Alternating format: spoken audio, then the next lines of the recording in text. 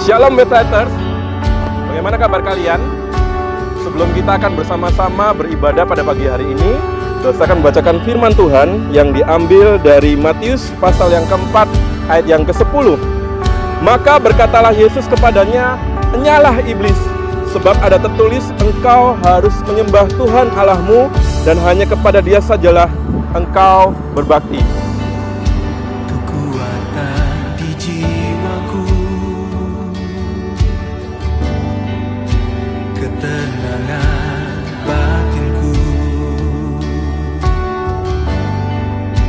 ada dalam hadirat-Mu, ku menyembah-Mu.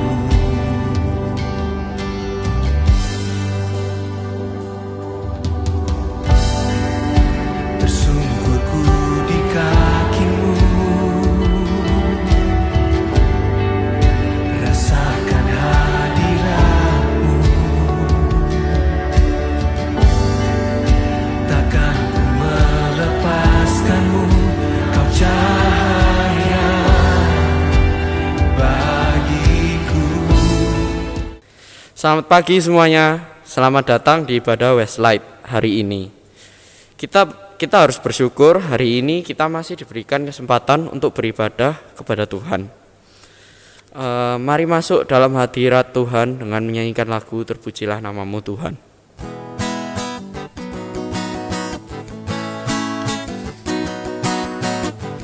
Terpujilah namamu Tuhan, kuat dan penuh kemuliaan. Satu suara kami nyatakan, kebesaran-Mu tetap selamanya. Oh, Engkaulah Raja atas dunia, yang menghancurkan kutuk dan membebaskan jiwa. Kami bersorak, bertepuk tangan. Engkau Tuhan berjaya dan memerintah untuk selamanya.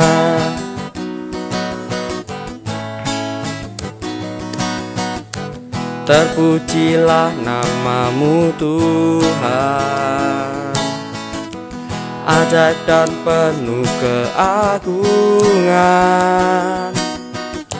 Satu hati kami nyatakan, kerajaan-Mu kekal selamanya.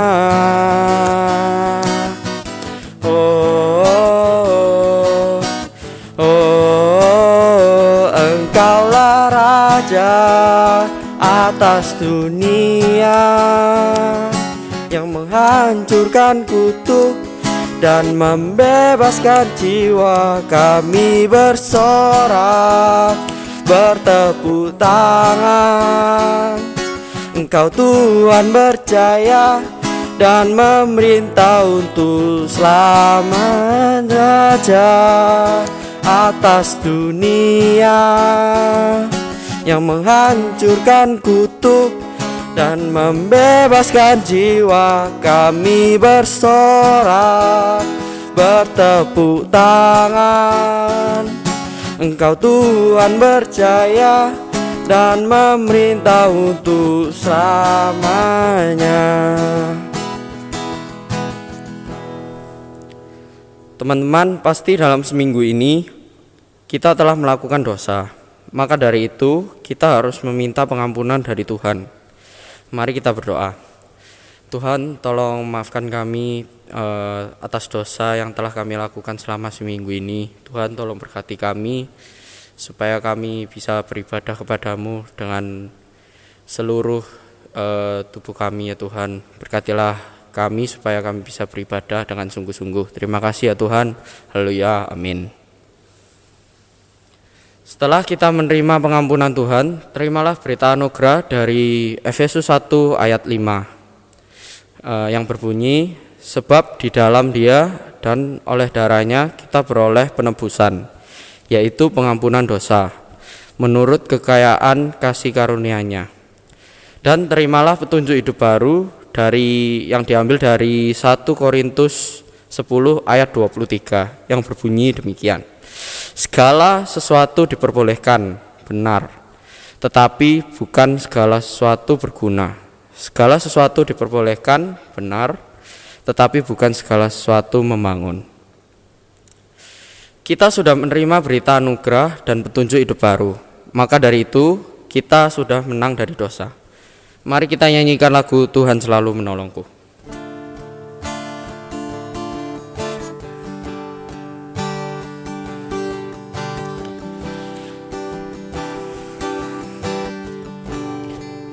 Makan selalu berganti, kasih Tuhan tetap abadi, tak akan berubah sampai selamanya. Ku tetap percaya, yakin Tuhan memberkati. Ku yakin Tuhan melindungi. Burung di udara Tuhan pelihara, karena kasih-Nya. Tuhan selalu menolongku, selalu menjagaku, sehelai di rambutku tak akan terjatuh tanpa seizinmu. Tuhan selalu menolongku, selalu menjagaku. Dia mengenyangkanku dan peliharaku seumur hidupku. Mari kita nyanyikan dari awal lagi. Selalu berganti, kasih Tuhan tetap abadi, tak akan berubah sampai selamanya. Ku tetap percaya, yakin Tuhan memberkati. Ku yakin Tuhan melindungi. Burung di udara Tuhan pelihara, karena kasih-Nya. Tuhan selalu menolongku, selalu menjagaku, sehelai di rambutku tak akan terjatuh tanpa seizinmu. Tuhan selalu menolongku,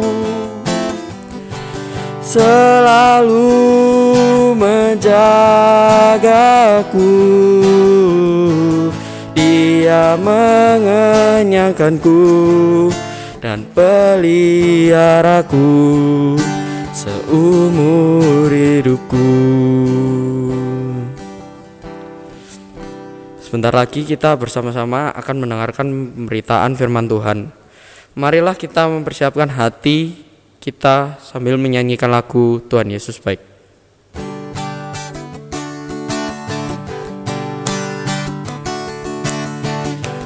Dan berkesudahan kasih setiamu Tuhan, selalu baru rahmat-Mu bagiku.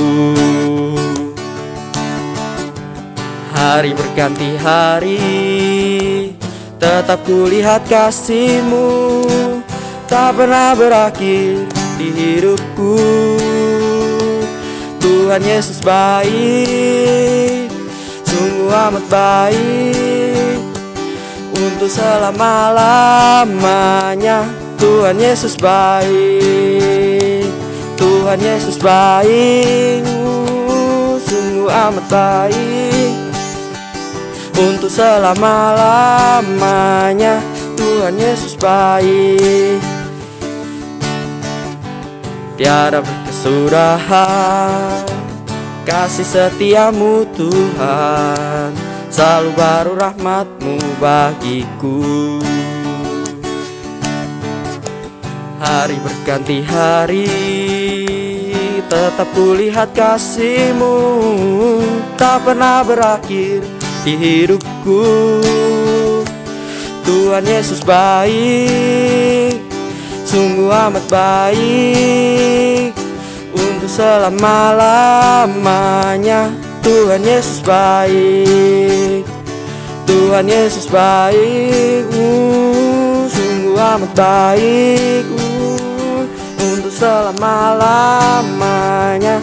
Tuhan Yesus baik, Tuhan Yesus baik, sungguh amat baik, untuk selama-lamanya. Tuhan Yesus baik, Tuhan Yesus baik, sungguh amat baik, untuk selama-lamanya. Tuhan Yesus baik, untuk selama-lamanya, sampai selama-lamanya. Tuhan Yesus baik.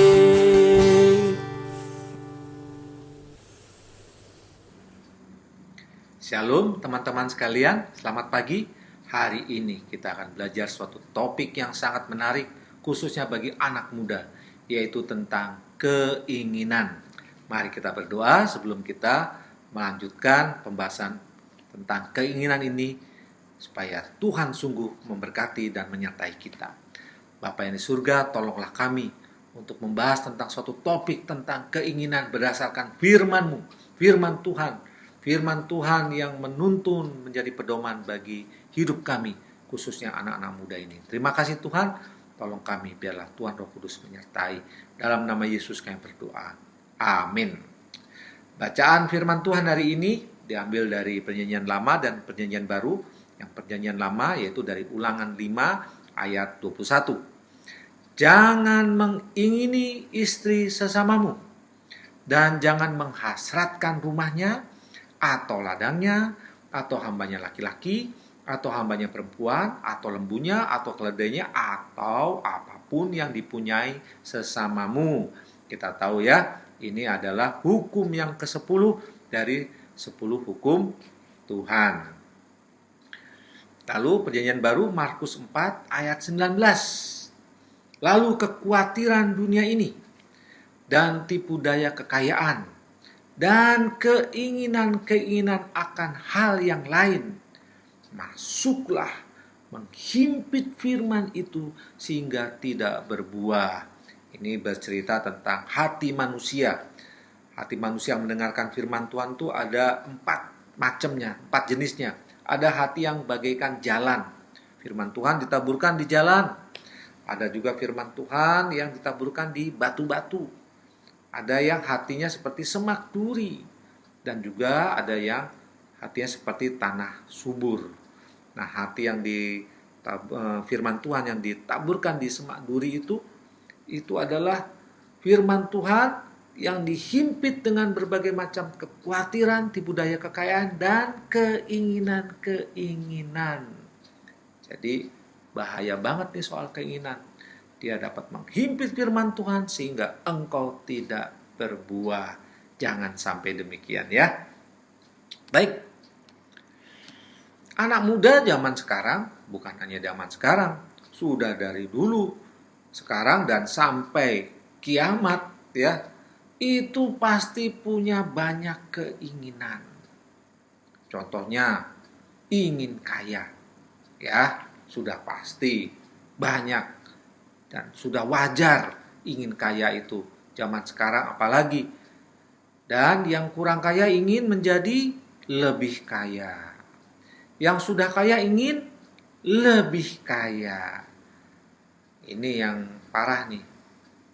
Yang pura-pura kaya. Ada juga yang pura-pura kaya ya. Nah, bahaya ini ya. Nah, yang kayak gini, yang pura-pura kaya ingin sungguhan jadi kaya ya. Oke lah. Ada yang ingin pintar, ingin pandai. Apa gunanya sekolah, apa gunanya kuliah? Memang ingin pintar, ingin pandai, ingin berhikmat. Wah, oke lah. Supaya punya pikiran cemerlang. Sehingga nanti kalau sudah bekerja, bisa bekerja dengan baik. Nah, oke, bagus. Ada juga ingin punya ini, punya itu. Anak muda biasanya gadget ya, HP, laptop, tab, atau apapun juga. Gadget yang baru, yang mumpuni, yang bagus. Tidak mau ketinggalan dengan yang lain. Ada juga ingin menjadi atlet. Masih segar dalam ingatan kita. Emas Olimpiade Indonesia itu dianugerahi hadiah 5M. Wah, luar biasa. Bagaimana dengan perak, medali perak? 2M. Yang perunggu 1M, puji Tuhan. Jangankan yang dapat medali, yang tidak dapat medali saja, yang pergi ke event Olimpiade itu dapat uang saku dan fasilitas-fasilitas yang mumpuni. Jadi atlet juga oke punya ya. Ada juga keinginan menjadi seperti si A, si B, menjadi YouTuber yang terkenal. Followernya banyak, pasti sangat terkenal dan pasti sangat banyak uangnya. Semakin followernya banyak, semakin banyak uangnya. Ya, oke, luar biasa ya. Itulah keinginan-keinginan anak muda. Bagaimana pikiran-pikiran itu mempengaruhi anak muda sehingga mereka punya pemahaman begini.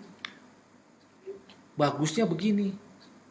Masih muda, kaya raya, terkenal, banyak duitnya. Nanti kalau sudah tua, tinggal ongkang-ongkang kaki, hidup damai, sejahtera. Matinya masuk surga. Mudah-mudahan demikian ya. Nah, itulah keinginan-keinginan anak-anak muda. Keinginan-keinginan manusia dari dulu, sekarang sampai kiamat nanti. Sudah sewajarnya, sudah wajar demikian. Tetapi apa kata firman Tuhan tentang keinginan? Baik, kita baca Galatia 5 ayat 16 sampai 17. Maksudku ialah, ini Rasul Paulus yang bicara ya. Hiduplah oleh roh, maka kamu tidak akan menuruti keinginan daging. Sebab keinginan daging berlawanan dengan keinginan roh, dan keinginan roh berlawanan dengan keinginan daging, karena keduanya bertentangan. Sehingga kamu setiap kali tidak melakukan apa yang kamu kehendaki. Jadi pertentangan itu ada dalam diri kita. Walaupun kita sudah percaya Tuhan Yesus, tapi kalau kita tidak hidup oleh roh, kita tidak mau dipenuhi oleh roh, tidak mau dikuasai oleh Roh Kudus, maka yang ada adalah keinginan daging. Ya. Jadi firman Tuhan mengatakan hanya ada dua keinginan, yaitu keinginan yang ditimbulkan oleh daging kita, manusia kita, dan keinginan yang ditimbulkan oleh roh, yaitu keinginan ilahi, keinginan Allah. Keinginan daging maksudnya adalah keinginan yang mewakili natur, hakikat, atau sifat manusia yang berdosa. Semua manusia sudah berdosa, tidak ada yang tidak berdosa. Ya, sesaleh-salehnya manusia, dia tetap salah. Begitulah manusia ya. Roma 3 ayat 23 berkata, semua orang telah berbuat dosa dan telah kehilangan kemuliaan Allah. Camkankan itu firman Tuhan. Jadi tidak ada manusia yang tidak berdosa. Nah, keinginan daging yaitu keinginan yang mewakili manusia yang berdosa. Dan ini dinyatakan dalam Ulangan 5 ayat 21 tadi. Jangan mengingini istri sesamamu. Dan hal-hal yang lainnya itu keinginan daging. Mengingini di sini, yaitu bahasa Ibraninya, bahasa kata dasarnya adalah kamat, bukan kiamat ya. Tapi keinginan ini kalau tidak dikontrol bisa mengakibatkan kiamat yang membuat dirimu tamat. Tamat artinya apa? Mendapatkan hukuman kekal, bahaya. Kamat itu punya dua pengertian. Pengertian yang pertama, yaitu keinginan erotis atau seksual. Contohnya Raja Daud. Waktu dia melihat Batseba, dia punya keinginan. Lalu dia berzina. Untuk menutupi perzinahannya itu, Daud membunuh suami Batseba, yaitu Uria. Jadi keinginan menghasilkan perzinahan, menghasilkan pembunuhan. Waduh ya, itu keinginan erotis, keinginan seksual, kamat itu ya. Loh Pak Emil, kami ini masih muda, masih bercita-cita ingin menikah, masa mengingini istri sesama, itu kan nggak masuk akal lah. Ya, memang oke lah demikian. Tetapi ingat, keinginan erotis, keinginan seksual juga bisa terjadi dalam hal pornografi. Kita semua punya gadget ini. Dalam gadget ini ada hal yang positif, ada hal yang negatif. Ada pornografi di sini. Kita sudah tahu semuanya. Kita bisa akses kapan saja. Ini bahaya sekali. Ini sangat berbahaya jika engkau diliputi keinginan-keinginan seperti itu. Anda punya kebebasan yang luar biasa saat Anda memegang gadget ini. Berbahaya sekali ya. Jadi hati-hati. Keinginan kamat itu harus kita kendalikan. Harus kita bisa kuasai. Jangan kita dikuasai oleh keinginan kamat itu ya. Baik. Yang kedua, kamat punya pengertian selain pengertian erotis atau seksual. Punya pengertian keinginan menguasai benda. Nah ini ya. Menguasai benda orang lain yang tidak pantas, yang tidak seharusnya, yang bukan engkau punya. Nah ini contohnya Raja Ahab. Pada satu kali Raja Ahab ini melihat kebun anggur seorang rakyatnya namanya Nabot. Kebun anggur itu ada di samping istana Raja Ahab. Dan Raja Ahab mau menguasai tanah-tanah di sekitar istananya. Lalu Ahab berkata pada Nabot, "Nabot, tak belilah kebun anggurmu. Nanti tak ganti dengan kebun anggur yang lebih bagus lagi. Atau tak beli, harganya silakan. Berapa aja, tak bayar." Tapi Nabot nggak mau karena apa? Ini adalah kebun anggur atau tanah warisan dari nenek moyangnya. Tidak bisa diperjualbelikan. Raja Ahab marah sekali. Lalu dia panas hatinya, lalu lapor sama istrinya. Istrinya ini namanya Isabel, nyebelin banget ya. Dia ini punya otak yang pandai, punya otak yang pinter. Lalu dia membuat konspirasi, menuduh Nabot. Dengan apa? Menghujat Allah dan menghina raja. Menghujat Allah hukumannya mati, saudara. Ya. Jadi keinginan-keinginan ini dapat menghasilkan dosa-dosa lainnya. Yang pertama tadi menghasilkan dosa perzinahan dan pembunuhan. Yang ini menghasilkan dosa konspirasi saksi dusta, berkata atau memfitnah hal yang tidak benar kepada Nabot. Dan akhirnya membunuh Nabot. Karena Nabot dituduh menghujat Allah, maka hukumannya adalah dibunuh. Nah, hukumnya. Apa hukumnya tentang keinginan? Keinginan yang negatif, keinginan yang buruk, keinginan yang tidak sesuai dengan kehendak Allah. Hukumnya adalah sudah berdosa walau belum dilakukan. Baru saja ingin, sudah dosa. Dan keinginan ini jika dilakukan menghasilkan dosa-dosa yang lain. Bahaya banget ya. Bagaimana kalau keinginan ini tidak bisa kita kendalikan. Itulah keinginan yang bersifat manusiawi, bersifat daging, semata-mata hanya dosa. Lalu 2, keinginan roh, yaitu kehendak Allah. Bolehkah punya keinginan? Kalau demikian, boleh. Tapi hiduplah oleh roh. Biarlah hidupmu dipenuhi oleh Roh Kudus. Sehingga keinginanmu itu sungguh-sungguh adalah keinginan Allah. Kehendak Allah. Gimana? Ingin kaya boleh nggak? Boleh.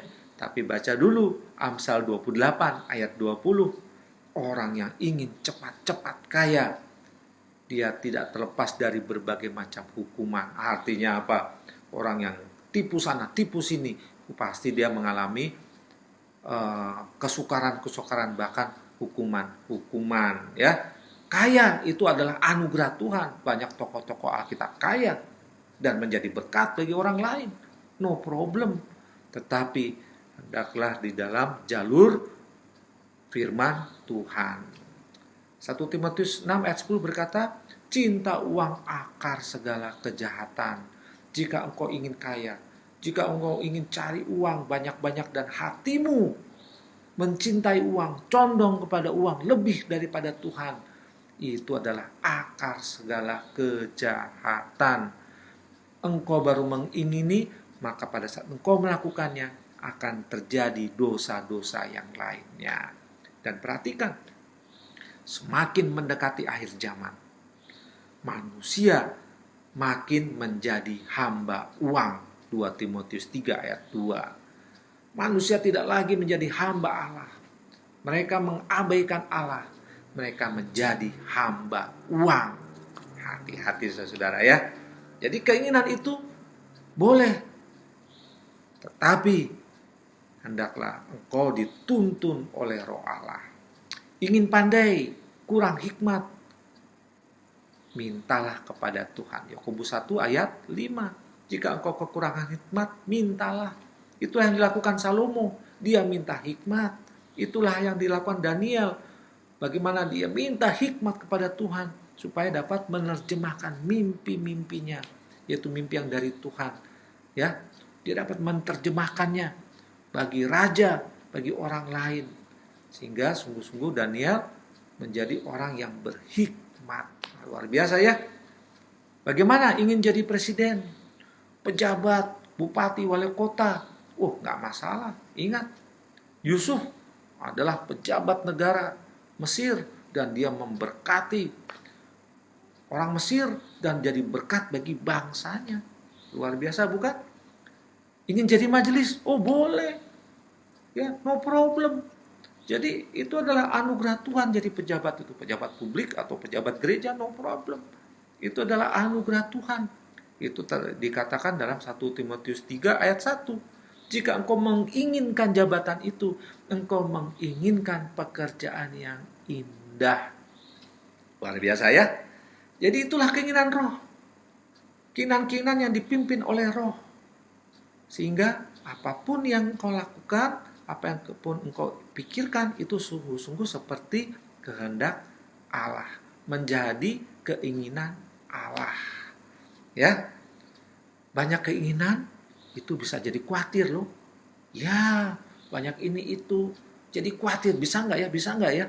Sesuai kehendak Allah nggak ya? Wah, ini ada firman-Nya. Apa yang harus kita lakukan? Janganlah hendaknya kamu khawatir tentang apapun juga. Tetapi nyatakanlah dalam segala hal keinginanmu itu kepada Allah dalam doa dan permohonan dengan ucapan syukur. Damai sejahtera Allah yang melampaui segala akal akan memelihara hati dan pikiranmu dalam Kristus Yesus. Filipi 4 ayat 6. Jadi apa? Nyatakanlah segala keinginanmu itu kepada Allah dalam doa dan permohonan dengan ucapan syukur. Maka hidupmu akan dipelihara oleh Allah. Keinginan-keinginanmu adalah keinginan roh. Keinginan ilahi, kehendak Allah. Dan itu sungguh amat baik. Bukan keinginan dirimu sendiri, memuaskan keinginan dirimu sendiri, keinginan yang bertentangan dengan kehendak Allah. Itu dosa, saudara ya. Tapi keinginanmu biarlah dituntun oleh Allah. Dan keinginan yang dituntun oleh Allah itu akan menjadi dilakukan atau menghasilkan perbuatan-perbuatan yang memuliakan Allah. Kolose 3:23, apapun juga yang kamu perbuat, perbuatlah dengan segenap hatimu seperti untuk Tuhan dan bukan untuk manusia. Jadi keinginanmu itu dinyatakan dalam perbuatan-perbuatan, segenap hatimu melakukan seperti untuk Tuhan, bukan untuk manusia. Jadi sungguh-sungguh keinginanmu itu keinginan roh. Lalu bagaimana hidup oleh roh? Ini pertanyaannya ya. Tidak usah jauh-jauh. Bagaimana hidup oleh roh? Dalam 10 hukum itu memberikan kita 2 rahasia hidup oleh roh. Yang pertama, hukum yang keempat dari 10 hukum. Ingatlah dan kuduskanlah hari Sabat. Dalam masa pandemi ini, kita tidak ke gereja ya. Maksudnya ke gedung gereja. Tapi firman Tuhan, ingatlah dan kuduskan hari Sabat dimanapun engkau berada. Engkau harus mengkhususkan hari Sabat, hari beristirahat, ya, hari di mana kita mengkhususkan hari itu untuk beribadah. Ayo lakukan dalam hidupmu, beribadah pada Tuhan. Kita lakukan itu dalam hidup kita sehari-hari, ya, dalam hidup kita yang singkat ini. Hidup beribadah, dalam ibadah itu kita dikuatkan, ditegur oleh firman Tuhan, diingatkan dan dihibur oleh firman Tuhan, sehingga hati kita selalu melekat kepada Tuhan. 1 Timotius 4 ayat 8 berkata, latihan badani itu terbatas, tetapi ibadah itu berguna untuk sekarang dan yang akan datang. Berguna untuk sekarang, untuk hidupmu, supaya hidupmu selalu berjalan dalam kehendak Allah. Sekarang, ayo ikut firman Allah. Dan keputusanmu yang sekarang ini, itu mempengaruhi, menentukan hidupmu yang akan datang. Jika engkau sungguh memutuskan untuk hidup sesuai dengan kehendak Allah, keinginan-keinginanmu, sungguh engkau nyatakan dalam doa dan ucapan syukur kepada Allah, hidupmu akan selamat karena engkau sungguh percaya pada Yesus sebagai Tuhan dan Juru Selamatmu yang mengatur hidupmu. Dan engkau akan mendapatkan hidup kekal di masa mendatang. Ingat, dalam masa pandemi ini banyak sekali orang meninggal, ya, dan keluarganya menangis. Mereka tidak sempat untuk memberitakan firman Tuhan kepada orang-orang yang dikasihinya. Tidak sempat karena menunda-nunda. Ditunda-tunda, masih ada hari esok. Tetapi begitu pandemi ini datang, tiba-tiba banyak yang meninggal. Mereka tidak sempat menyampaikan firman Tuhan. Aduh, mereka menangis. Ya, itu bagi yang sudah percaya. Bagi yang belum percaya, menunda-nunda dan akhirnya terenggut nyawanya, berbahaya sekali. Karena keputusan sekarang itu menentukan masa depan yang akan kita peroleh nanti. Menerima Yesus sebagai Tuhan dan Juru Selamat, melakukan keinginan Allah, memikirkan keinginan Allah, maka hidup kita sungguh dalam kasih anugerah Allah. Maka hidup kita kelak, mati atau hidup, kita mendapatkan hidup yang kekal. Jadi ingatlah dan kuduskanlah hari Sabat.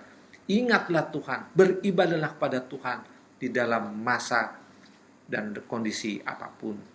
Ya, khususnya dalam masa COVID-19 ini, pandemi ini, selalu setia beribadah pada Tuhan. Yang kedua, hormatilah orang tuamu. Hukum yang kelima, orang tua itu harus kita hormati, dengarkan perkataannya, dengarkan nasihatnya. Itu membuat hidup kita apa? Hidup yang berkenan kepada Allah. Orang tua sudah hidup lebih lama dari kita. Mereka sudah tahu yang namanya asin dan manis, ya, asam garam kehidupan. Dengarkan nasihat mereka, dengarkan perkataan mereka, hormati mereka, patuhi mereka, karena orang tuamu adalah wakil Allah di dunia ini untuk mengajarkan firman Tuhan, untuk mengajarkan kasih Tuhan, untuk mengajarkan jalan-jalan Tuhan kepadamu. Baik, teman-teman sekalian, keinginan. Ingat, cuma ada dua ya. Keinginan daging yang bersifat dosa dan keinginan Allah yang menjadi berkat bagi engkau dan bagi sesama untuk kemuliaan Allah. Dan itu ada dalam hidup kita. Hendaknya hidup kita sungguh dipimpin oleh Roh Allah, hidupmu dipenuhi Roh Kudus, artinya Roh Kudus berkuasa atas hidupmu dan hidupmu berjalan dalam kebenaran firman Allah. Mari kita berdoa. Bapa yang di surga, terima kasih. Biarlah kami hidup di dalam kebenaran firman Tuhan. Keinginan-keinginan kami adalah keinginan ilahi, keinginan Roh Kudus. Dan Tuhan berkati. Berkati anak-anak muda ini dengan kasih, dengan anugerah, dengan kesetiaan, dan takut akan Allah dan hormat akan orang tua. Terima kasih Bapa, di dalam nama Yesus, Tuhan dan Juru Selamat kami yang hidup, kami berdoa. Amin.